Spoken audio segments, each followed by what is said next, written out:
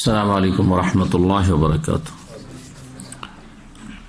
إن الحمد لله نحمده ونستعينه ونستغفره ونعوذ بالله من شرور أنفسنا ومن سيئات أعمالنا من يهده الله فلا مضل له ومن يضلل فلا هادي له وأشهد أن لا إله إلا الله وحده لا شريك له وأشهد أن محمدا عبده ورسوله صلى الله تعالى عليه وعلى آله وصحبه وسلم تسليما كثيرا. أما بعد، فأعوذ بالله من الشيطان الرجيم. والذين جاءوا من بعدهم يقولون ربنا اغفر لنا ولإخواننا الذين سبقونا بالإيمان ولا تجعل في قلوبنا غلا للذين آمنوا ربنا إنك رؤوف رحيم. মহান আল্লাহর সমস্ত প্রশংসা যে আল্লাহ রাব্বুল আলামিন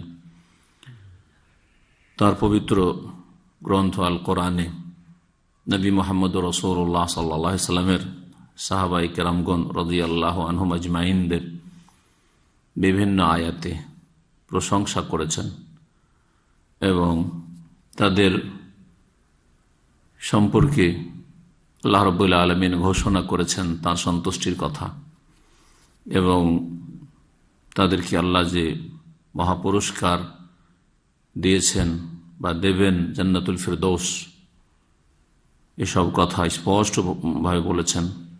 তারা যে শ্রেষ্ঠ উম্মতের প্রথম সারির মানুষ, তাদেরকে প্রথম সম্বোধন করা হয়েছে কুনতুম খায়রা উম্মাহ বললে,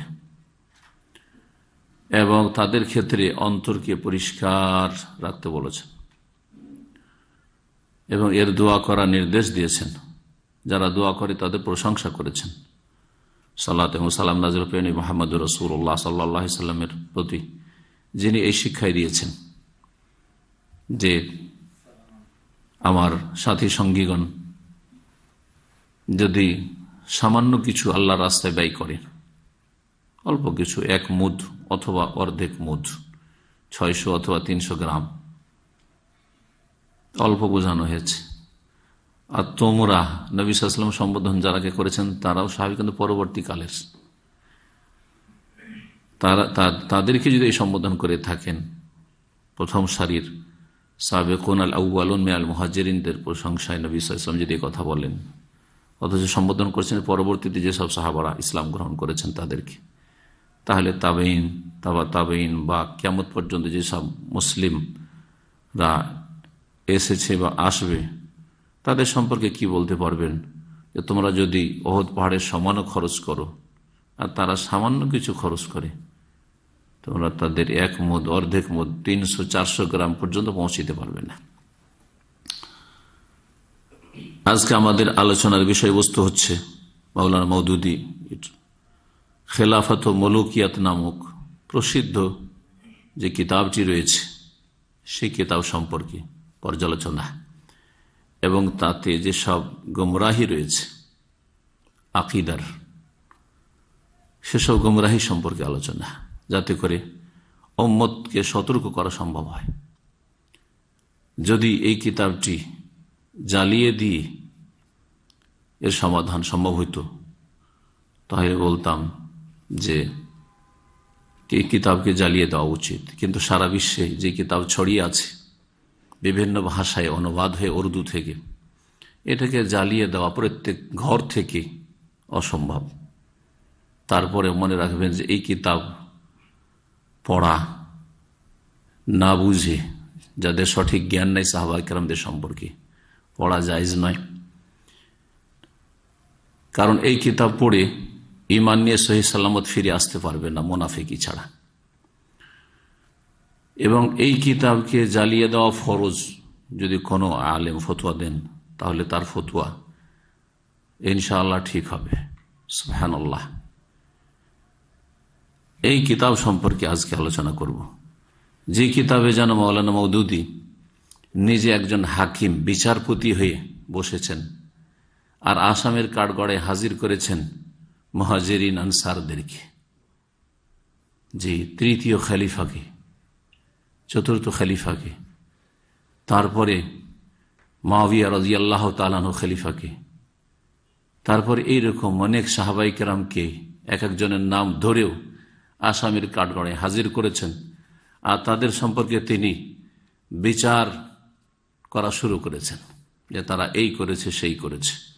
অথচ তিনি যে তথ্যগুলি নিয়েছেন ঐতিহাসিক, সেই সময় যেসব ফিতনার অবস্থা ছিল, তাতে 1300 বছর পরে সেই তথ্যগুলির উপর আস্থা করা তার জন্য কতটা জায়েজ হয়েছে। শিয়াদের শত্রুতায় যে এই ইসলামের ইতিহাসে কত যে জালিয়াতি হয়েছে আর কত যে মিথ্যা অপবাদ দেওয়া হয়েছে, তা সাধারণ জ্ঞানে বুঝতে পারেন যে যদি কিছু লোকের আপনার সম্পর্কে ভুল ধারণা থাকে যে আপনি খারাপ মানুষ, যতই ভালো কাজ করেন না আপনি কেন, আর যতই ভালো কথা বলেন না কেন, আপনার সম্পর্কে খারাপ মন্তব্য করা ছাড়া, বিরূপ ধারণা ছাড়া কোনো ভালো ধারণা পোষণ করবে না।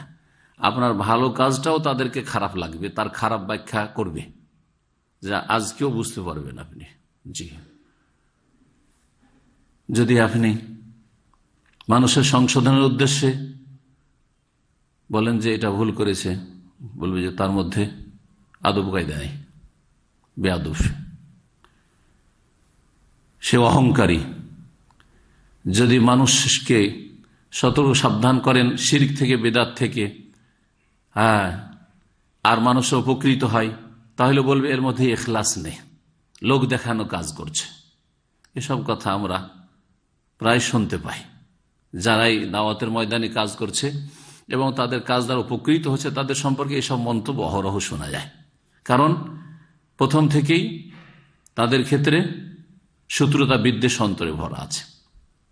তো শিয়া রাফেজিরা ঠিক ওই রকমই করেছে এবং তাদের প্রোপাগান্ডায়, তাদের এসব মিথ্যা অপবাদে অনেকে বিভ্রান্তির শিকার হয়েছে। তারা শিয়া রাফেজি না হইলেও প্রভাবিত হয়েছে। আপনি 1300 বছর পরে আসবেন, তারপরে সেই ঐতিহাসিক যেসব কথা লিখা আছে বিভিন্ন কিতাবাদিতে, সেগুলি আপনি কি করে আস্থা করছেন? আপনার কাছে সনদ কোথায়, সহি না জয়ীফ না জাল, এর প্রমাণটা বাকি আপনার কাছে। যদি সাহাবায়ে কেরামদের জামানার মানুষ হইতেন আপনি, আর তাদেরকে স্বচক্ষে দেখতেন আর এই ভুলগুলি ধরতেন, তারপর সেটা ভিন্ন বিষয় ছিল।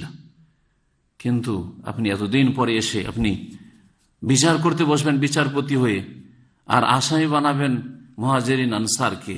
চরম এই অপরাধ। এই কিতাবে রয়েছে, যে কিতাবের নাম হচ্ছে খেলাফত ও মুলুকিয়াত। খেলাফত ও মুলুকিয়াত দেখতে পাচ্ছেন, খেলাফত ও মুলুকিয়াত, আবুল আলা আল মওদুদি। জি, উর্দু ভাষায় লিখিত কিতাব, 374 পৃষ্ঠায় রয়েছে, 374 পৃষ্ঠা। এই কিতাব পড়ে আমরা মাদ্রাসার সিনিয়র ছাত্র তখন ছিলাম, সম্ভবত দৌরা ফারেক হয়ে গেছিলাম, অথবা ফারেক হওয়ার এক বছর আগে, ফারেক হওয়ার 1-2 বছর পরেও পড়েছি এই কিতাব। এই কিতাব পড়ার পরে তখন আমাদের অবস্থা ভালো থাকেনি, যে হাই যদি এই হয়ে থাকে তাহলে যেন তাদের সম্পর্কে যে শ্রদ্ধা, এহতেরাম আর ভালোবাসা আর অন্তরের খুলুসিয়াত থেকে যে দোয়া, সবগুলি হারিয়ে যাবে এবং আপনি একজন মুনাফিক হয়ে যাবেন। যদি কাফের নাও হয় কেউ, তাহলে মুনাফিক তো অবশ্যই নেফাক নিয়ে বেরিয়ে আসবে এই কিতাব পড়ে। এটা হচ্ছে এই কিতাবের সার কথা, মুদ্রা কথা। সাহাবায়ে কেরামদের মর্যাদা সম্পর্কে কোরআন সুন্নাহয় অনেক কথাই রয়েছে। 1-2টি আয়াত আপনাদেরকে শোনায়, আর তারপরে তখন এই কিতাবের আমি 10টি পয়েন্ট বের করেছি। এই 10টি পয়েন্ট নিয়ে আলোচনা করব। আজকে কয়েকটি পয়েন্ট পেশ করব, আর ইনশাআল্লাহ তাআলা আগামী সপ্তাহে বাকিগুলি পূর্ণ করব, আল্লাহ তৌফিক দিলে। সূরা তওবার আয়াত নম্বর 100, মহান আল্লাহ ইরশাদ করেছেন, ওয়াস-সাবিকুনাল আউয়ালুনা মিনাল মুহাজিরিন ওয়াল আনসার। মুহাজিরিন এবং আনসারদের প্রথম সারির অগ্রণী যারা, ওয়াল্লাযীনা তাবাউহুম বিইহসান, এবং যারা তাদের নিষ্ঠার সাথে অনুসরণ করেছে। তাবেইন, তাবেইন, এখানে শুধু তাবেইন উদ্দেশ্য নাই, যারা অনুসরণ করেছে যুগের দিক থেকে, যেমন তাবেইনরা, তারপরে তাবেইনদের অনুসরণ করেছে যুগের দিক থেকে, সময়ের দিক থেকে তাবেইনরা, আর আকীদা, মানহাজ এবং ইবাদত বন্দেগী আমলের দিক থেকে যে কোনো খাঁটি মুসলিম, সহিহ আকীদার মুসলিম, যারা কিয়ামত পর্যন্ত নিষ্ঠার সাথে সাহাবায়ে কেরামদের অনুসারী, কোরআন সুন্নাহর অনুসরণের পরে, দলিলের অনুসরণের পরে যারা সাহাবায়ে কেরামদের মানহাজে সালাফের অনুসারী, তাদের প্রশংসা আল্লাহ করেছেন। তাহলে সাহাবায়ে কেরাম এবং সাহাবায়ে কেরামদের দলের সাথে যারা থেকেছে, আছে আর কিয়ামত পর্যন্ত থাকবে, এদের সকলের সম্পর্কে মহান আল্লাহ ঘোষণা করছেন স্পষ্ট ভাষায়, রাদিয়াল্লাহু আনহুম, আল্লাহ তাদের উপর রাজি হয়ে গেছেন। আর যারা বর্তমানে আছেন এই পথের অনুসারী, তাদের উপর রাজি হয়ে যাবেন, রাজি আছেন। কিয়ামত পর্যন্ত যারাই আসবে এবং ইখলাসের সাথে সাহাবায়ে কেরামদের অনুসারী হবে, তাদের উপর রাজি হয়ে যাবেন।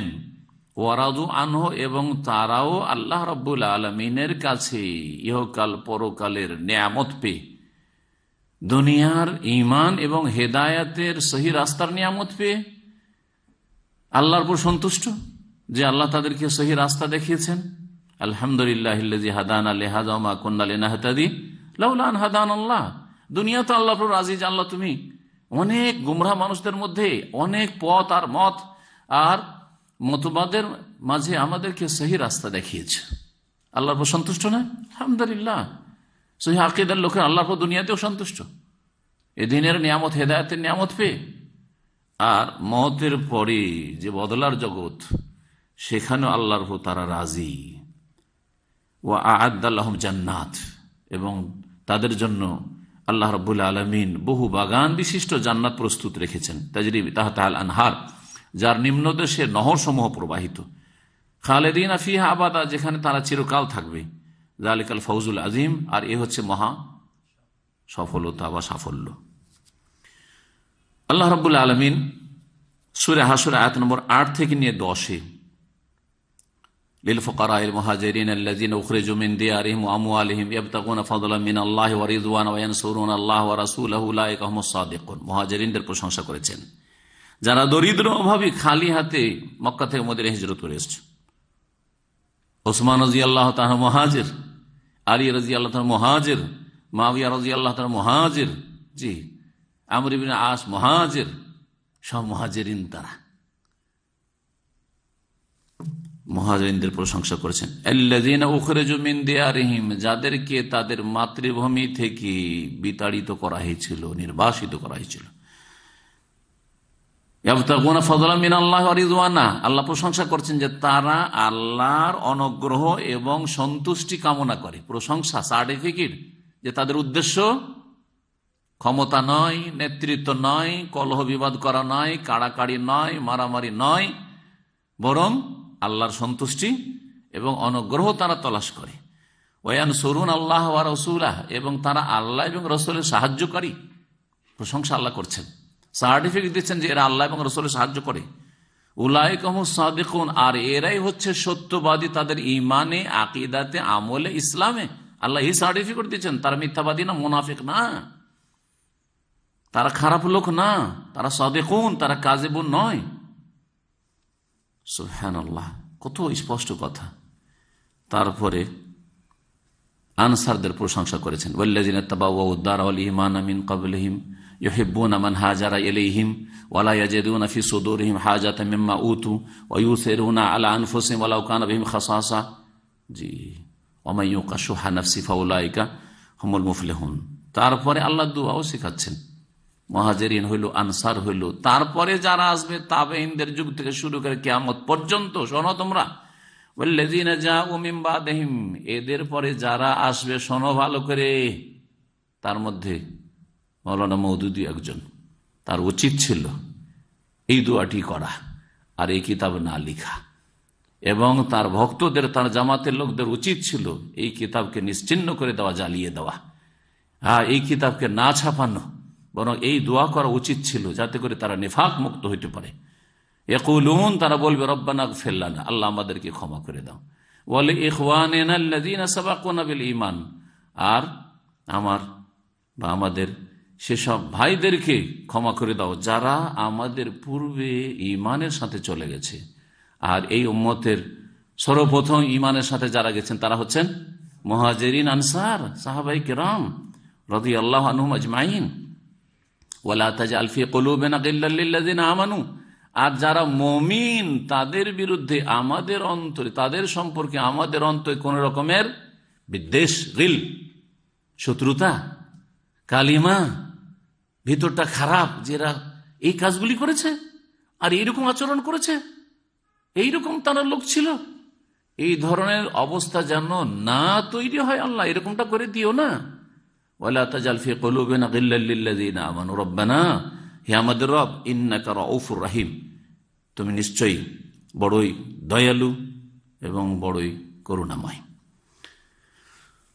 নবী মুহাম্মদ রাসূলুল্লাহ সাল্লাল্লাহু আলাইহি ওয়াসাল্লাম, সহিহ বুখারীর হাদিস 3397 নম্বর। আবু সাঈদ খুদরী রাদিয়াল্লাহু তাআলা আনহু বর্ণনা করছেন, নবী সাল্লাল্লাহু আলাইহি ওয়াসাল্লাম বলেন, লা তাসুব্বু আসহাবি, লা তাসুব্বু আসহাবি, আমার সাহাবায়ে কেরামদেরকে তোমরা গালমন্দ করিও না, তাদের উপর খারাপ মন্তব্য করিও না, হ্যাঁ, তাদের তোমরা ভুল ধরে বেড়ায়ও না। এসব ব্যাপক, সবগুলি, কারো ভুল ধরাও গালমন্দ করা থাকে, তার মানহানি করা, তাদের মানহানি করিও না, তাদের সমালোচনা করিও না। কেন? ফালাউ আন্না আহাদাকুম আনফাকা মিসলা উহুদিন যাহাবান, তোমাদের কোন ব্যক্তি যদি অহদ পাহাড়ের সমান স্বর্ণ খরচ করে, মা বালাগা মুদ্দা আহাদিহিম ওয়ালা নাসিফা, তাহলে আমার সাহাবাই কেরামদের এক মুদ 600 গ্রাম আনুমানিক, অথবা তার অর্ধেক, হাফ মুদ মানে হচ্ছে 300 গ্রাম, তারা যদি খরচ করে থাকেন, তার সমানও তোমরা অহদ পাহাড়ের সমান সোনা খরচ করে পৌঁছিতে পারবে না, নেকির ক্ষেত্রে, মর্যাদার ক্ষেত্রে। এখন শুরু করি প্রথম পয়েন্ট। মৌলানা মওদুদী এই কিতাবে আমি 5টি জায়গা থেকে নকল করেছি। পৃষ্ঠা নম্বর 99, 106, 115, 328, 348। খেলাফত ও মুলুকিয়াতের এই পৃষ্ঠা নম্বরগুলিতে খলিফায়ে রাশেদ, আমিরুল মুমিনিন, আল খলিফাতুস সালিস, তৃতীয় খলিফা ওসমান বিন আফফান যিন-নূরাইন রাদিয়াল্লাহু তাআলা আনহুর বিচার করতে বসেছেন, আসামির কাঠগড়ে হাজির করেছেন, এবং তার এই ভুল ছিল, এই ভুল করেছেন, এই ভুল করেছেন শুরু করেছেন। অথচ তার ফজিলতে সহিহ বুখারীতে একটি অধ্যায় রয়েছে, বাবু মানাকিব উসমান বিন আফফান। এই অধ্যায় হচ্ছে উসমান বিন আফফানের ফজিলত সম্পর্কে, মর্যাদা সম্পর্কে। তাতে বেশ কিছু হাদিস রয়েছে, তার মধ্যে আপনাদেরকে 2টি হাদিস শুনিয়ে দিই, যাতে করে ফজিলতটা জানার পরে এই ভুলগুলি, এই গুমরাহিগুলি শুনলে এই গুমরাহি যাতে করে গুমরাহির ছোঁয়াচে না লাগে আপনাদেরকে, আর না কোনো মুসলিমকে লাগে। কালা নবী সাল্লাল্লাহু আলাইহি ওয়াসাল্লাম, নবী করিম সাল্লাল্লাহু আলাইহি ওয়াসাল্লাম যখন মদিনায় আসলেন, মুসলিমদের পানি পান করার ব্যবস্থা নেই, নিজের কূপ নেই, পানি লাগবে, মিষ্টি পানি লাগবে। ঘোষণা করলেন, মাইয়াহফারু বীরা রুমাতা, বীরে রুমা, রুমা নামক কূপ কে খনন করে দেবে, এই খরচটা কে করবে, ফালাহুল জান্নাহ, তার জন্য জান্নাত রয়েছে। ফাহাফারাহ উসমান, উসমান রাদিয়াল্লাহু তাআলা আনহু সেই কূপ খননের ব্যবস্থা করলেন, যা খরচ লাগলো, আর তারপর সেটা সমস্ত মুসলিমদের জন্য, মদিনাবাসীদের জন্য ওয়াকফ করে দিলেন। রাসূলুল্লাহ সাল্লাল্লাহু আলাইহি ওয়াসাল্লাম বলেন, ইয়া রাসূলুল্লাহ, আমি যে এটা ওয়াকফ করলাম, এখান থেকে আমি কি পানি পান করতে পারবো না? আমি পানি খেতে পারবো না? চিন্তা করেছেন? নিজে দিচ্ছেন মদিনাবাসীর জন্য, আর আমি পানি খাবো, এটা জায়েজ হবে কিনা জিজ্ঞেস করছেন।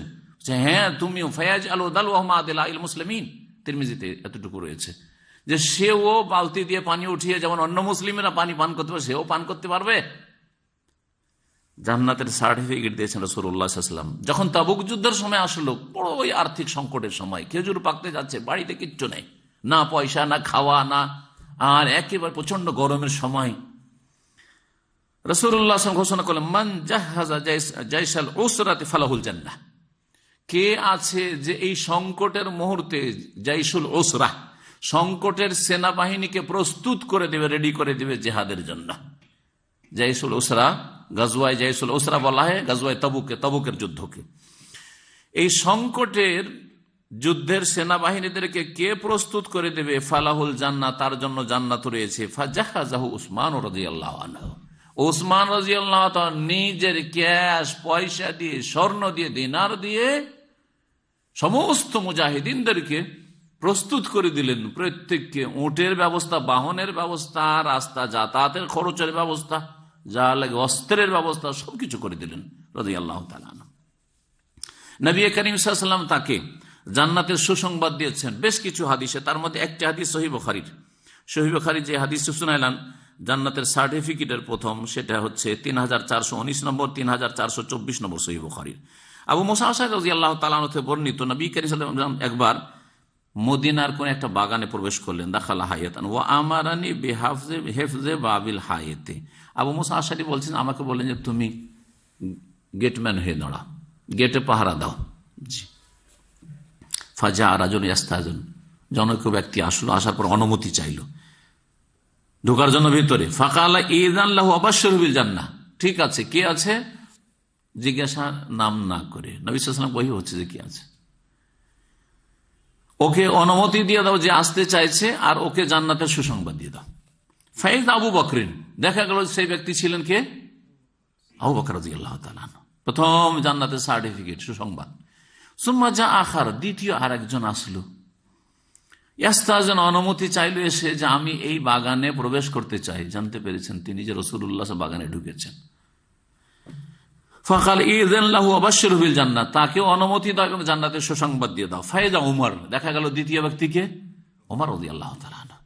সুম্মা যা আখার, তৃতীয় ব্যক্তি আসলো, ইয়াস্তাযিন, অনুমতি চাইল, জানতে পেরেছেন রাসূলুল্লাহ সাল্লাল্লাহু আলাইহি ওয়াসাল্লাম বাগানে আছেন, আবু বকর উমর ঢুকেছে, অনুমতি চাইলেন ঢোকার জন্য। ফাসাকাতা হুনাইহাতান, অল্প কিছুক্ষণ, মানে কিছু মুহূর্ত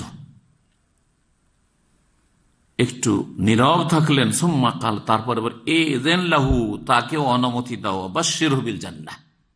মানুষের কাছে যখন কষ্টদায়ক কোনো কথা আসে চিন্তায়, তখন হঠাৎ করে নীরব হয়ে যায়, হয় না হঠাৎ করে নীরব হয়ে যায়, কথা বলার আগে একটু নীরব হয়ে যায়, মুখ খুললেও একটু নীরব হওয়ার পরে মুখ খুলে। ঠিক ওই অবস্থাটি হয়েছিল রাসূলুল্লাহ সাল্লাল্লাহু আলাইহি ওয়াসাল্লামের। একটু চুপ থেকে বললেন, তাকে অনুমতি দাও, আবাশশিরহু বিল জান্নাহ, জান্নাতের সুসংবাদ তাকেও দাও, আলা বালওয়া তুসিবহু, তবে তার ওপর বালা মুসিবত আপতিত হবে, বালা মুসিবতের পরে সে জান্নাতে চলে যাবে। সুবহানাল্লাহ, পার্থিব বালা মুসিবত আসবে আর তারপরে জান্নাতে যাবে। ফাইদা উসমান বিন আফফান, তিনি ছিলেন উসমান বিন আফফান রাদিয়াল্লাহু তাআলা আনহুম আজমাইন। সহিহ বুখারী 3419 নম্বর হাদিস। উসমান রাদিয়াল্লাহু তাআলার জীবনী আর তার প্রশংসা আর বেশি শোনাবো না, এখন এই কিতাব থেকে কিছু পড়ে শোনাই, কিন্তু পড়তেও ভয় লাগছে, আল্লাহ রাব্বুল যেন মাফ করে দেন এবং এই কিতাবের গুমরাহি থেকে সমস্ত মুসলিমকে, সমস্ত মানুষকে যেন বেঁচে থাকার তৌফিক দান করেন।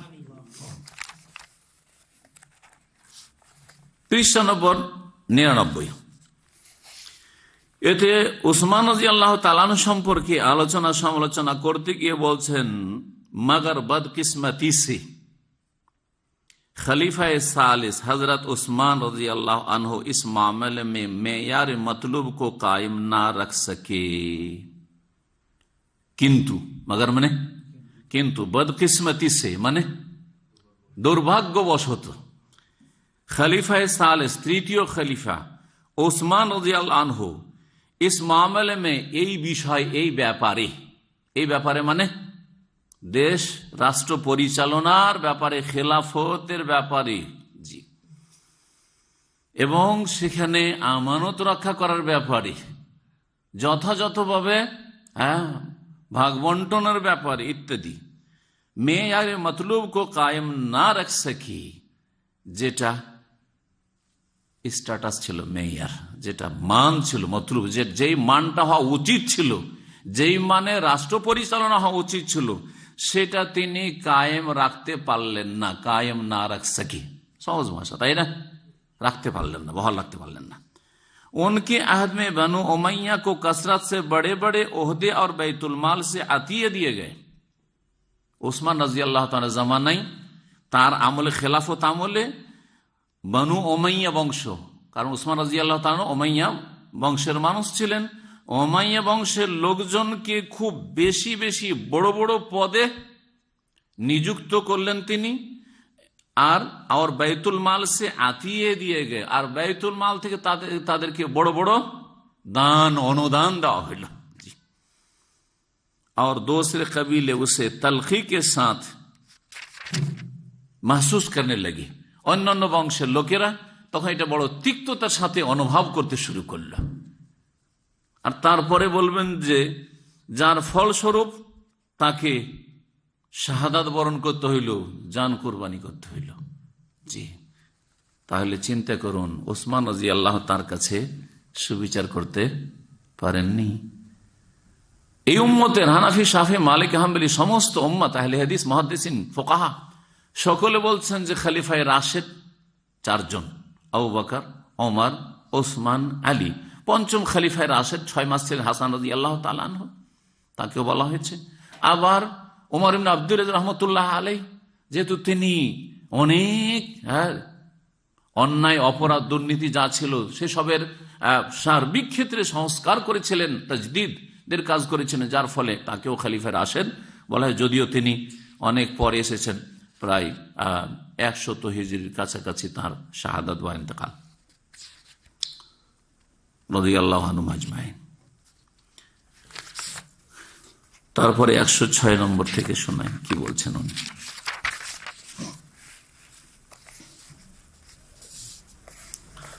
उस्मान रजी अल्लाह ताला সম্পর্কে বলছেন যে लेकिन उनके बाद जब हजरत उस्मान जानशीन हुए, মানে ওমর রাজি আল্লাহ তাআলা পরে যখন উসমান রাজি আল্লাহ তাআলা তার স্থলাভিষিক্ত হলেন, জানাসীন হওয়া, জায়নশীন মানে তার জায়গায় বসলেন, तो रास्ता रास्ता वो इस पॉलिसी से हटते चले गए। ধীরে ধীরে আবু বকর ওমরের যে পলিসিটা ছিল দেশ পরিচালনার, সেখান থেকে তিনি সরতে থাকলেন, हटते चले गए, সরতে থাকলেন। নাউজুবিল্লাহ। उन्होंने पैदर पे अपने रिश्तेदारों को बड़े बड़े अहम ओहदे आता किए, बार बार করে অনেক তার আত্মীয় স্বজনকে বড় বড় পদগুলি দিয়ে দিলেন। और उनके साथ दूसरी ऐसी रियायत की जो आम तौर पर लोगों में हदफ एतराज बनकर रही, আর তাদেরকে এমন এমন ফ্যাসিলিটি, সুযোগ সুবিধা দিলেন উসমান রাদিয়াল্লাহু তাআলা, যার কারণে তিনি মানুষের প্রশ্নের সম্মুখীন হয়ে পড়লেন। এসব কথা লিখছেন তিনি। এসব কথা পড়লে উসমান রাদিয়াল্লাহু তাআলা সম্পর্কে কোনো কদর থাকবে? হ্যাঁ, এসব কথা যে তিনি লিখছেন যেসব কিতাব থেকে, আপনার কাছে কি প্রমাণ যে এই রেওয়ায়তগুলি সহি না রাফেজিদের, শিয়াদের বানানো দাসায়েস, যেগুলি সুন্নিদের কিতাবও ঢুকিয়ে দেওয়া হয়েছে, যেখানে আহলে কিতাবদের কিচ্ছা কাহিনী বহু তফসিরের মধ্যে ঢুকে গেছে, যেগুলিকে ইসরায়েলি রেওয়ায়াত বলা হচ্ছে। আপনাদের জানা আছে, যদি ইহুদি নাসারাদের বর্ণনাগুলি ঢুকে যায়, আর এমন এমন বর্ণনা যেগুলি নবী রসুলগণের ক্ষেত্রে কুফুরি কথা বা আপত্তিকর, দাউদ আলাইহিস সালামের উপর প্রেমের মিথ্যা অপবাদ, সুলাইমান আলাইহিস সালামের রাজত্বই চলতো জাদুর বলে, আংটির বলে, আর তারপরে নাউজুবিল্লাহ লূত আলাইহিস সালামের উপর জেনার, মদের অপবাদ, আউযুবিল্লাহ, এসব কথা তাফসীরের কিতাবে ঢুকেছে ইহুদি নাসারাদের থেকে। তাহলে আপনি এগুলো কি করে বিশ্বাস করছেন? এই ফিতনার যুগে, যে যুগে রাফেজি আর খারেজিদের ফিতনা শুরু হইল, আর তারা কাফের বলে ফতোয়া দেওয়া শুরু করলো সাহাবায়ে কেরামদের উপর, উসমান আলীদের উপর, উসমান রাদিয়াল্লাহু তাআলার উপর, আলী রাদিয়াল্লাহু তাআলার উপর খারেজিরা কাফের ফতোয়া দিয়েছিল, কিন্তু রাফেজিরা উসমান রাদিয়াল্লাহু তাআলা, বাকি সাহাবায়ে কেরাম, আবু বকর, ওমর, সবার উপর তাদের কুফরির ফতোয়া শুরু হইল। 115 নম্বর থেকে শোনাই। আছে অনেক কথা, এগুলোতে মাঝে মাঝে আমি অনেক কিছু ছেড়ে দিয়েছি, কারণ সব কথা শোনালে অনেক লম্বা হয়ে যাবে। এই কিতাবে ভুলে ভরপুর, গুমরাহিতে ভরপুর। 115 নম্বর থেকে শোনাচ্ছি।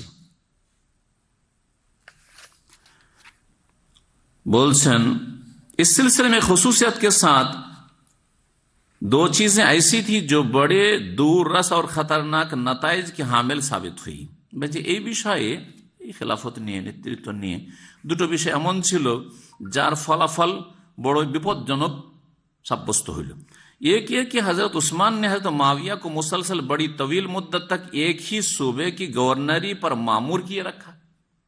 उस्मान रजी अल्लाह ताला अन्हु एक ही प्रदेशेर अर्थात দামেস্কের গভর্নর বানিয়ে রাখলেন তবিল মুদ্দত তক, দীর্ঘ সময় ধরে। এটা উসমান রাদিয়াল্লাহু তাআলা কি হয়ে গেল? অপরাধ হয়ে গেল। वो हजरत उमर के जमाने में 4 साल से दमिश्क की विलायत पर मामूर चले आ रहे थे। এখানে নিজেই স্বীকার করছেন যে মাওয়াবিয়া রাদিয়াল্লাহু তাআলা আনহুকে গভর্নর উসমান রাদিয়াল্লাহু বানাননি, কে বানিয়েছিলেন? ওমর রাদিয়াল্লাহু তাআলা বানিয়েছেন। এবং ওমর রাদিয়াল্লাহু তাআলার খেলাফত আমলে তিনি 4 বছর অলরেডি গভর্নর থেকেছেন। উসমান রাদিয়াল্লাহু তাআলার বংশের সেই জন্য উসমান রাদিয়াল্লাহু তাআলা বর্ষণ শুরু করলেন। আর তার আগে যখন ওমর রাদিয়াল্লাহু তাআলা বানিয়ে রাখলেন, তাহলে তো এই আপত্তি আপনার ওমরের উপরও? জি হ্যাঁ, যে 4 বছর কেন রাখলে, সরাইতে থাকতে হবে, যদিও তার মধ্যে যোগ্যতা থাক না কেন। মুআবিয়া রাদিয়াল্লাহু তাআলা দেশ পরিচালনার ক্ষেত্রে খোলাফায়ে রাশেদিনের পরে অসাধারণ ক্ষমতা রাখতেন দেশ পরিচালনার। জি, সেটা প্রমাণ করে তার 20 বছরের খেলাফত জীবন। এত ফিতনার পরে, এত দ্বন্দ্বের পরে, আর এত ফাটলের পরে মাঝখানে যে ফিতনা, এই সুযোগ নিয়েছিল সাবাই, আব্দুল্লাহ বিন সাবাই ইহুদির ষড়যন্ত্রের শিকার হয়ে সাবাইরা। তারপরে যে শান্তি প্রতিষ্ঠা করেছিলেন মুসলিম জগতে মুআবিয়া রাদিয়াল্লাহু তাআলা, এটা যেমন তেমন কথা নয়। वो हजरत उमर के जमाने में 4 साल से दमिश्क की विलायत पर मामूर चले आ रहे थे। उमर जमाने 4 বছর আগেই ছিলেন। हजरत उस्मान ने आइला से सरहद रूम तक और अल जजीरा से साहिल बहरी अबियज तक का पूरा इलाका उनकी विलायत में जमा करके अपने पूरे जमाना खिलाफत 12 साल में उनको उसी सूबा पर बरकरार रखा। 12 বছর যে খেলাফত আমল ছিল তাতে বহাল রাখলেন কাকে? मुआविया रज़ियल्लाहु ताला, उस्मान रज़ियल्लाहु ताला। जी, यही चीज है जिसका खमियाजा आखिरकार हजरत अली को भुगतना पड़ा। এই যে দীর্ঘদিন রেখে দিলেন, এর জন্য কষ্ট ভোগ করতে হইল, বা শাস্তি ভোগ করতে হলো কাকে? আলী রাদিয়াল্লাহু তাআলাকে। দেখলেন, দোষ সব চেপে গেল কার উপর? উসমান রাদিয়াল্লাহু তাআলার উপর। কি অন্তরে বিদ্বেষ! এই জন্যই সালাহুদ্দিন মকবুল হাফিজাহুল্লাহ তাআলা বড় একজন শেখ, কুয়েতে দীর্ঘ সময় তিনি আছেন এবং তিনি আরবিতে কয়েকটি কিতাব লিখেছেন। তার একটি কিতাবে লিখেছেন এই কথাটি যে মাওলানা মওদুদীর তার সম্পর্কে লিখতে গিয়ে, তার আকীদা মানহাজ সম্পর্কে লিখতে গিয়ে লিখেছেন যে শিয়ুন ইয়াতাসাত্তারু বিসুন্নাহ, আসলে লোকটা হচ্ছে শিয়া কিন্তু সুন্নাতের বা সুন্নিদের মুখোশধারী, সুন্নি মুখোশ ধারণকারী, সুন্নিদের পোশাক পরিধান করে, সুন্নি সেজে, সুন্নির ভেষে। এত কেন বিদ্বেষ? 328 পৃষ্ঠা থেকে শোনে। বলছেন মৌলানা মওদুদী, हजरत उस्मान के खिलाफ जो शोर्स बरपा हुई, उस्मान रज़ियल्लाहु ताला के खिलाफ जे विद्रोह शुरू हुई, उसके मुतालिक ये कहना कि वो किसी सबब के बगैर महज सवायों की साजिश की वजह से उठ खड़ी हुई थी या वो महज अहले इराक की शोर्स पसंदी का नतीजा थी, तारीख का सही मुताला नहीं है।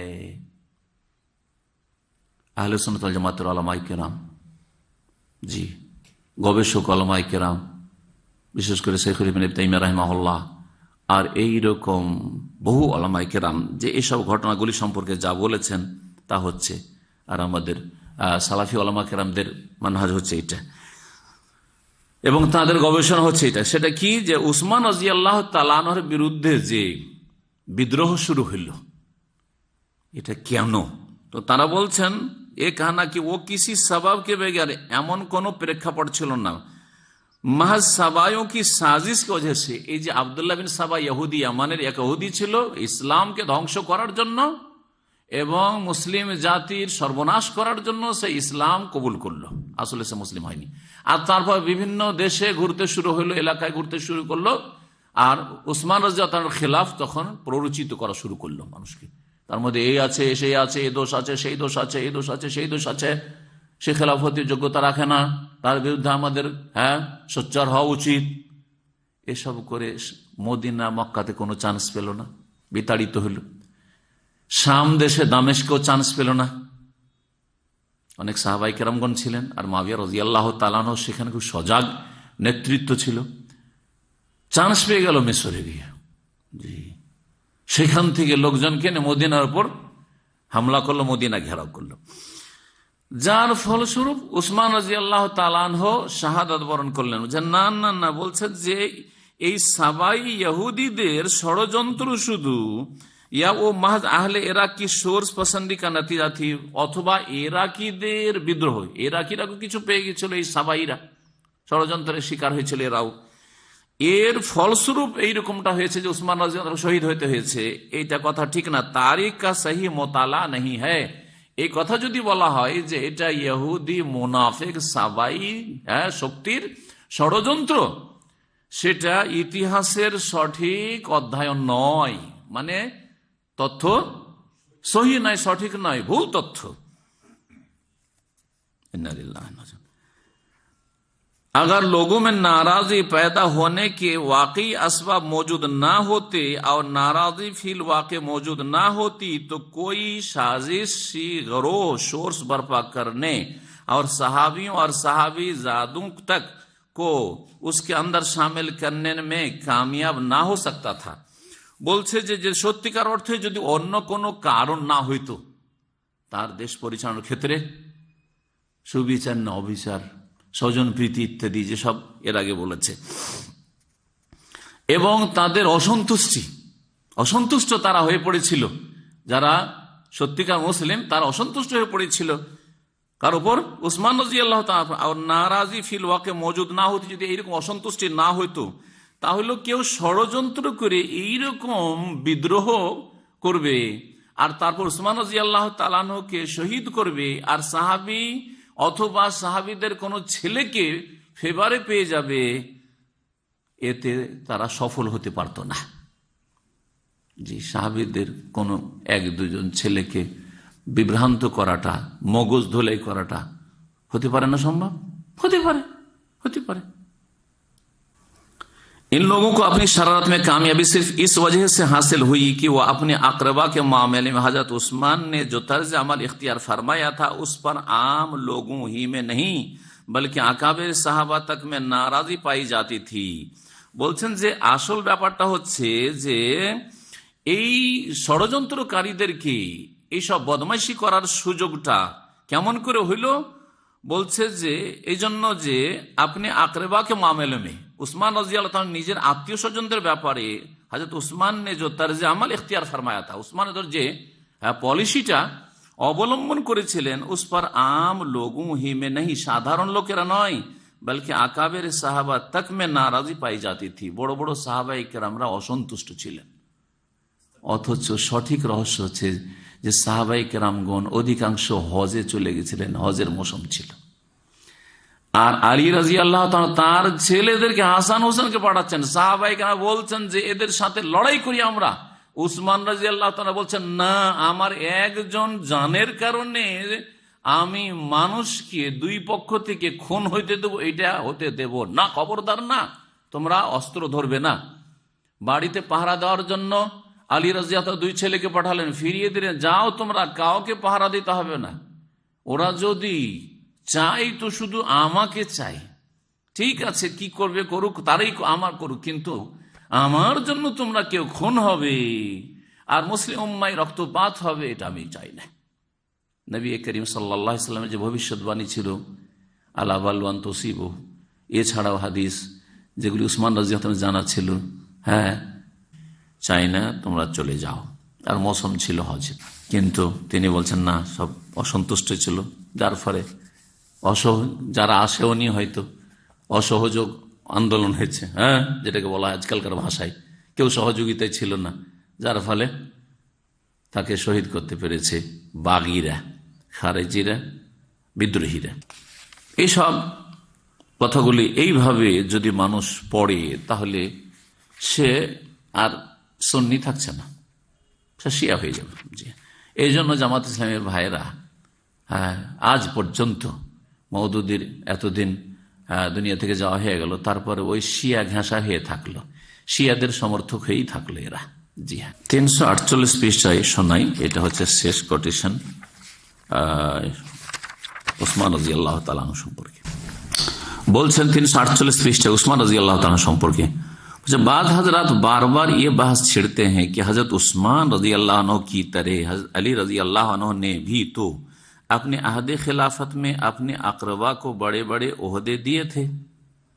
বলছে কিছু লোকেরা এই বিষয়টি নিয়ে আলোচনা করে যে উসমান রাজি আল্লাহ তাআলা সম্পর্কে আপনি যে লিখছেন বা বলছেন যে তিনি আত্মীয় স্বজনকে বড় বড় পদ দিয়েছেন, আত্মীয় স্বজনদেরকে খুব দান অনুদান দিয়েছেন, অঢেল ধন সম্পদ দিয়েছেন, तो এটা তো শুধু उस्मान रजी अल्लाह ताला अन्हु ना, हजरत अली ने तो भी अपने अहद खिलाफत में अपने अकरबा को बड़े बड़े ओहदे दिए थे। আলী রাদিয়াল্লাহু তাআলা আনহু নিজের আত্মীয় স্বজনদেরকে তার খিলাফত আমলে বড় বড় পদে অধিষ্ঠিত করেছেন।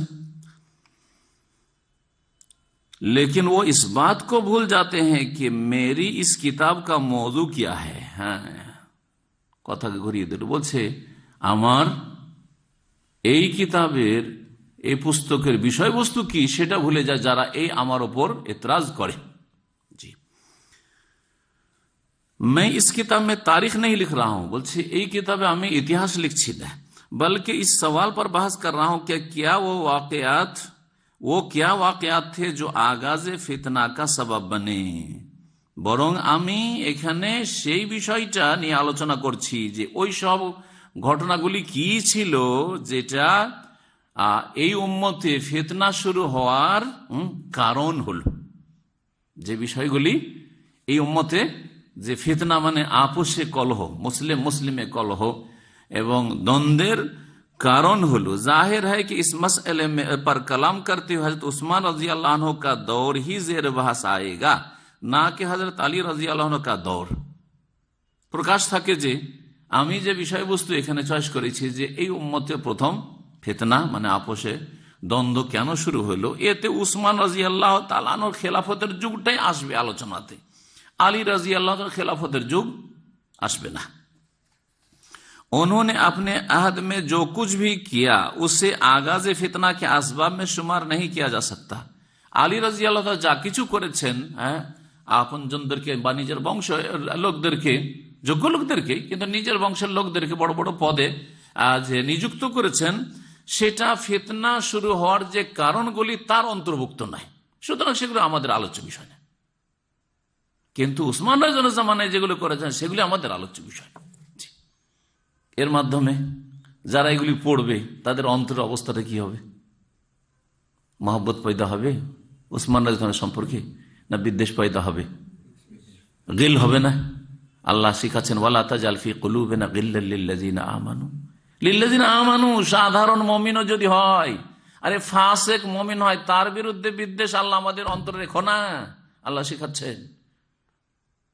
আর এখানে সুবহানাল্লাহ, এই উম্মতের তৃতীয় ব্যক্তি রাসূলুল্লাহ সাল্লাল্লাহু আলাইহি ওয়াসাল্লামের পরে আবু বকর, ওমর, তারপরে ওসমান, বহু দলিলের ভিত্তিতে তার সম্পর্কে এইসব কথা এই কিতাবে তিনি লিখেছেন। আরো বহু কথা রয়েছে। এতটাই এই কিতাবের গুমরাহি সম্পর্কে, দলালাত সম্পর্কে জানার জন্য যথেষ্ট, এবং মাওলানা মওদুদির আকীদা মানহাজে যে দলালাত গুমরাহি রয়েছে এই বিষয়টি জানার জন্য যথেষ্ট।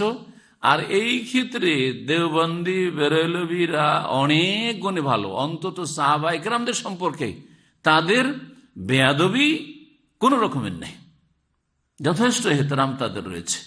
আল্লাহ রাব্বুল আলামিন যেন এই উম্মতের সকল স্তরের লোকদের সার্বিক সংশোধনের তৌফিক দান করেন, আর যার মধ্যে যে ধরনের ভুল রয়েছে আকীদা, মানহাজ, আখলাক, আমলের সবকিছুর সংশোধন আমাদের সকলকে তৌফিক দান করেন।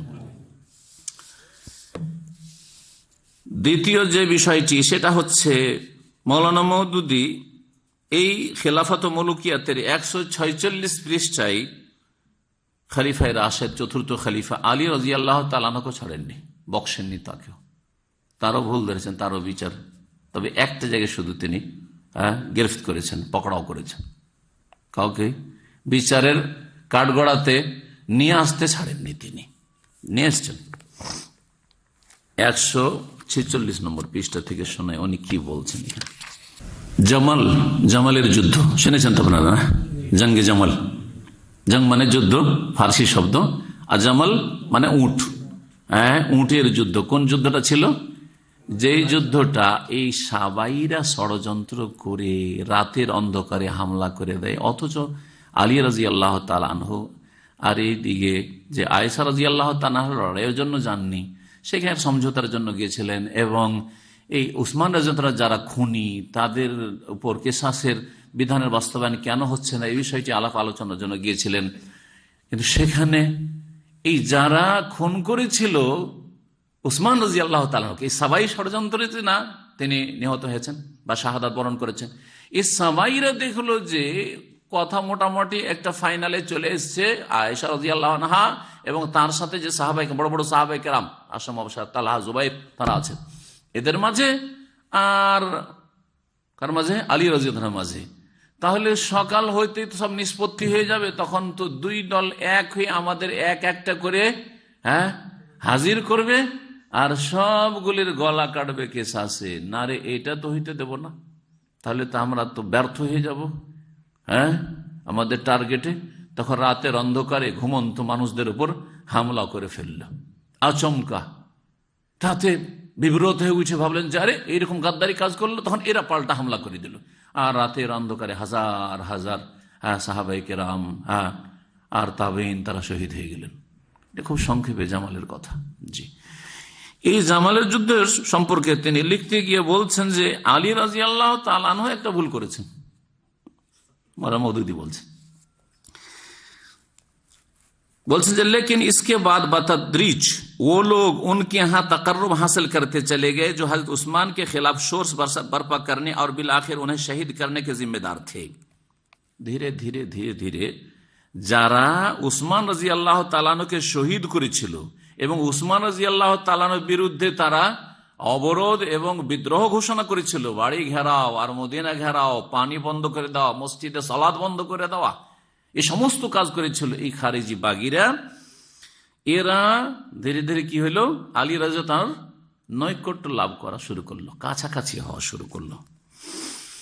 হাত্তা কে উन्होंने मालिक इब्ने हारिस अल अश्तर और मोहम्मद इब्न अबी बकर को गवर्नरी के ओहदे तक दे दिए। এমন কি মালিক বিন হারিস আল আশতার যারা বিদ্রোহ করে এসেছিল তাদের মধ্যে এই লোকও ছিল, আর আবু বকর সিদ্দিক রাদিয়াল্লাহু তাআলা আনহুর এক ছেলে মোহাম্মদ ইবনে আবি বকর, একেবারে 10ম হিজরির দিকে, শেষ দিকে, নবী সাল্লাল্লাহু আলাইহি সাল্লামের শেষ জীবনে একেবারে ইন্তেকালের কিছু সময় আগে হবে হয়তো, এই মোহাম্মদ আবু বকরের জন্ম হয়। নবী করিম সাল্লাল্লাহু আলাইহি ওয়াসাল্লামকে চোখেও দেখেন এই ছেলে। তো তিনি ওইভাবে তরবিয়ত পাননি যেই তরবিয়তটা অন্যান্য সাহাবায়ে কেরাম রাসূলুল্লাহ সাল্লাল্লাহু আলাইহি ওয়াসাল্লামের কাছ থেকে পেয়েছেন। তাকে এই বাগীরা, বিদ্রোহীরা আর এই ফিতনাবাজরা, এই সাবাই ইহুদি ষড়যন্ত্র এবং ইহুদিরা এবং ইহুদি ষড়যন্ত্রের যারা শিকার, তারা বিভ্রান্ত করে ফেলেছিল মগজে কিছু বিষ ঢুকিয়ে উসমান রাদিয়াল্লাহু তাআলার বিরুদ্ধে। তখন এই মুহাম্মদ বিন আবী বকর রাদিয়াল্লাহু তাআলা আনহু তিনি এদের দলে শামিল হয়ে গিয়েছিলেন। পরে যখন তাকে উসমান রাদিয়াল্লাহু তাআলা দেখলেন যে আমার সামনে আবু বকরের ছেলে এসছে, তখন এই কথাটাই বলেছিলেন শাহাদাতের পূর্বখানে যে দেখো মোহাম্মদ, তোমার আব্বা যদি আজকে বেঁচে থাকতেন তো তোমার এই দৃশ্যটা মোটেই তিনি পছন্দ করতেন না। তখন সেখান থেকে তাড়াতাড়ি লাফ দিয়ে পালিয়ে গেছেন, সাথে সাথে পালিয়ে গেছেন তিনি। তখন তার দিশা হয়েছে যেন আমি অন্যায় পদক্ষেপ করেছি, বিভ্রান্তির শিকার হয়েছি। তারপরে তিনি তওবা করেছেন, সংশোধন করেছেন। মানুষের এরকম ভুল ভ্রান্তি হইতে পারে, অনেকে আছে এরকম ভুল কথা বলে দিয়ে বা ভুল কিছু হরকত করে দিয়ে সংশোধন করেন। তো এই ছিলেন মোহাম্মদ বিন আবী বকর। সংক্ষেপে এই জন্য বললাম যে আবু বকর রাদিয়াল্লাহু আনহুর ছেলে, তিনি আবার কেমন করে আসলেন, এটা অনেকের প্রশ্ন জাগবে হয়তো, লম্বা তার ইতিহাস রয়েছে, তার সংক্ষেপ বললাম। তো এদেরকেও আলী রাদিয়াল্লাহু তাআলা আনহু এই দুই লোককে কি করলেন? গভর্নরিকে ওহদে তাক দিয়ে গভর্নর বানিয়ে দিলেন। এই যে আলী রাদিয়াল্লাহু কি করলেন? উসমান রাদিয়াল্লাহু তাআলার বিরুদ্ধে যারা বাগী বিদ্রোহী ছিলেন তাদের দুইজনকে, বা বিদ্রোহী দলে সামিল হয়ে গেছিলেন যে দুইজন, সেই দুজনকে গভর্নর बनी दिलें। दरअसल के कत्ल उस्मान में उन दोनों साहेबों का जो हिस्सा था वो सबको मालूम है, অথচ এই দুই লোকের যে অংশ ছিল উসমান রাদিয়াল্লাহু তাআলা আনহুকে শহীদ করার ক্ষেত্রে সেটা সর্বজন বিদিত, সকলে জানে। हजरत अली के पूरे जमाना खिलाफत में हमको सिर्फ यही एक काम ऐसा नजर आता है जिसको गलत कहने के सिवा कुछ चारा नहीं। বলছেন হযরত আলী রাদিয়াল্লাহু তাআলা আনহুর জীবনে জীবদ্দশায়ী বা তার খেলাফত যুগে জামানায়ে খেলাফত में हमको सिर्फ यही एक काम ऐसा नजर आता है, এই একটা কাজ আলী রাদিয়াল্লাহু তাআলা আনহু আমার দৃষ্টিতে আসছে, দৃষ্টিগোচর হচ্ছে, जिसको गलत कहने के सिवा कुछ चारा नहीं है বা कोई चारा नहीं, যেটাকে গলত ভুল বলা ছাড়া আমার কোনো উপায় নেই। মানে হে আলী, আজকে আলী রাদিয়াল্লাহু তাআলার সামনে তাকালে হে আলী রাদিয়াল্লাহু আনহু, মওদুদি যেন বলছেন যে আপনি এই কাজটি ভুল করেছেন। বুঝতে পেরেছেন? আল্লাহ তো কোরআনে কারিমে বলছেন ইন্নাল্লাহা ইয়াগফিরুয যুনুবা জামিয়া রব্বানা লা তুআখিযনা ইন নাসিনা আও আখতানা। এই আয়াতগুলো কিসের জন্য? বিভ্রান্তির শিকার কেউ হইতে পারে না, সাময়িক কেউ ভুল পদক্ষেপ নিতে পারেন না, তারপরে সংশোধন করলে তার কি ক্ষমা নেই? সুবহানাল্লাহ। আল্লাহ ইহুদি খ্রিস্টানদেরকে, মুশরিকদেরকে যদি তওবার দাওয়াত দিয়ে থাকেন এবং তাদের তওবা যদি কবুল করে থাকেন, খালিদ বিন ওয়ালিদের তওবা যদি কবুল করে থাকেন, আবু সুফিয়ানের যদি তওবা কবুল করে রাদিয়াল্লাহু আনহুম আজমাইন, হিন্দদের তওবা যদি আল্লাহ কবুল করে থাকেন, তো এসব তো তারা বিভ্রান্তির শিকার হয়েছিলেন, ভুল বুঝে নিয়েছিলেন হয়তো। যখনই বুঝতে পেরেছেন তখন তারা অনুতপ্ত লজ্জিত হয়েছেন তারা, এবং তাদের রবের মাঝে কি যে হয়েছে তওবা ইস্তেগফার তারা ভালো জানেন এবং তাদের রব ভালো জানেন। কিন্তু এইসব মন্তব্য করে আলী রাদিয়াল্লাহু তাআলার কাছে এরা যদি সংশোধন করে এসে থাকে আর তাদের যে আকীদা, আখলাক, আমল এবং তাদের এইসব দায়িত্ব পালনের ক্ষেত্রে যোগ্যতা দেখে থাকেন, আর যারা কাছের লোক হিতাকাঙ্ক্ষী হবে তাদেরকে তো দায়িত্ব দিতে হবে যাতে করে ওদের উপর আস্থা করা যেতে পারে। আবু বকরের ছেলে ভুল করেছে, সংশোধন করেছে এবং তার মধ্যে নেতৃত্বের যোগ্যতা আছে, সুতরাং যদি গভর্নর বানিয়ে দিয়ে থাকেন তো কোন দোষটা বা করেছেন? মওলানা মওদুদি বলছেন জিসকো গলত कहने के सिवा कोई चारा नहीं। আলী রাদিয়াল্লাহু তাআলা যে গলত হয়েছে, ভুল হয়েছে, এটা বলা ছাড়া কোনো উপায় নেই, ভুল ধরতেই হবে তাকে। এই অধিকার কে দিল আপনাকে? বরং সালাফে সালেহিনের মানহাজ এবং সালাফে সালেহ অনুসারী যারা আইম্মায়ে কেরাম, মুহাদ্দিসিন, তাদের মানহাজ, ইমাম তাহাউয়ির উক্তি রয়েছে, যেগুলি হয়তো এখানে সময় স্বল্পতার জন্য আমি পেশ করছি না, কিন্তু ইনশাআল্লাহ তাআলা আমার বিভিন্ন বক্তব্য আছে ওই কথাগুলি আর আলোচনাতে আসতে পারে, যে এই ঘটনাগুলি যে সাহাবায়ে কেরামদের মাঝে দ্বন্দ্বগুলি হয়েছে, এগুলির ক্ষেত্রে আমাদের ভূমিকা কেমন হওয়া উচিত, আমাদের করণীয় কি, আমাদের দৃষ্টিভঙ্গি কেমন হওয়া উচিত। তাদের কথাগুলির সার হচ্ছে যে ইউথুয়া ওয়ালা ইউরুয়া, এগুলোকে কি করে গুটিয়ে রেখে দেন, এগুলো বর্ণনা করে বেড়ায়েন না, এগুলো মানুষকে শোনাবার জিনিস নয়। যা হয়ে গেছে ইজতিহাদ তারা করেছেন, সবাই ভেবেছেন আমি ঠিক সিদ্ধান্ত নিচ্ছি, আর উনি বলছেন আমিও ঠিক সিদ্ধান্ত নিচ্ছি, এই ধরনের ভুলগুলো হয়ে গেছে। আর মাঝখানে সাবাই ইহুদিদের যে ষড়যন্ত্র ছিল, এই ষড়যন্ত্রের শিকার অনেকে হয়েছে এবং তার সাথে সাথে তাদের এত হাসানাত, এত নেকি রয়েছে যে সেই সব পাহাড় আর পাহাড় নেকি সামনে, নেকির মোকাবেলায় যদি এইরকম ভুল ভ্রান্তি কিছু হয়েও থাকে, সেগুলি এমন কিছুই না বলা যেতে পারে। জি হ্যাঁ, এইসব কথা উলামায়ে কেরামরা বলেছেন, কিন্তু মওলানা মওদুদি ভুল ধরার জন্য উঠে পড়ে লেগেছেন। আলী রাদিয়াল্লাহু তাআলা আনহুকে ছাড়লেন না। এখানে আলী রাদিয়াল্লাহু তাআলার ফজিলত সম্পর্কে একটি হাদিস শোনাই। ইমাম বুখারী রাহমাতুল্লাহ আলাইহি বলছেন, বাবু মানাকিব আলী ইবনে আবি তালিব আল কুরাশি আল হাশিমি আবুল হাসান। এই অধ্যায় হচ্ছে আলী ইবনে আবি তালিব কুরাশি হাশিমি আবুল হাসানের মানাকিব, ফজিলত সম্পর্কে। আর তারপরে নবী করিম সাল্লাল্লাহু আলাইহি ওয়াসাল্লাম বলছেন আলীকে, আনতা মিন্নি ওয়া আনা মিনকা, তুমি আমার এবং আমি তোমার। উমর রাদিয়াল্লাহু তাআলা বলছেন, তুফিয়া রাসূলুল্লাহ সাল্লাল্লাহু আলাইহি ওয়াসাল্লাম, রাসূলুল্লাহ সাল্লাল্লাহু আলাইহি ওয়াসাল্লাম ইন্তেকাল করেন, ওয়া হুয়া আনহু রাজিন, সেই সময় রাসূলুল্লাহ সাল্লাল্লাহু আলাইহি ওয়াসাল্লাম আলীর উপর সন্তুষ্ট ছিলেন। এই মন্তব্য যিনি করেছেন তিনি কে? উমর রাদিয়াল্লাহু তাআলা। তাহলে এর থেকে কি বুঝতে পারছেন না যে উমর রাদিয়াল্লাহু তাআলার সাথে আলীর কত আন্তরিক সম্পর্ক ছিল, কত একটা সম্প্রীতি আর ভালোবাসা ছিল, না হইলে কি এত সুন্দর মন্তব্য কেউ করবে? কিন্তু শিয়া রাফেজি এবং শিয়া রাফেজি ঘাসারা কি চিত্রটা তুলে ধরেছে, যেন আবু বকর ওমর তারা খেলাফত এমন ভাবে নিয়েছে যেটা আলীকে দেওয়া উচিত ছিল, ঠিক না? আর আলী রাদিয়াল্লাহু তাআলা যেন আকাঙ্ক্ষা ছিল যে আমি নবীর জামাই, নবীর চাচাতো ভাই, সেজন্য খেলাফত আমার কাছে, এরকম ব্যাপারটা ছিল কি? তাহলে এই কথা কেন বলবেন? সুবহানাল্লাহ। রাফেজি শিয়ারা কিভাবে বিভ্রান্ত করেছে এক শ্রেণীর নামধারী সুন্নিদেরকে। এই হাদিস সহিহ বুখারীতে রয়েছে 3425 এবং 3431, দুই জায়গায় রয়েছে। ইমাম তিরমিজিও বলেছেন বাবু মানাকিব আলী বিন আবি তালিব, আলী বিন আবি তালিব রাদিয়াল্লাহু তাআলার ফজিলত বর্ণনা করেছেন। সময় তো অনেক হয়ে গেছে এই দুটো বিষয় আলোচনা করতে। তৃতীয় বিষয় আসবে মওদুদি ভুল ধরছেন মুআবিয়া রাদিয়াল্লাহু তাআলা, এবং শুধু ভুল ধারা নাই, বড়ই মানহানি করেছেন।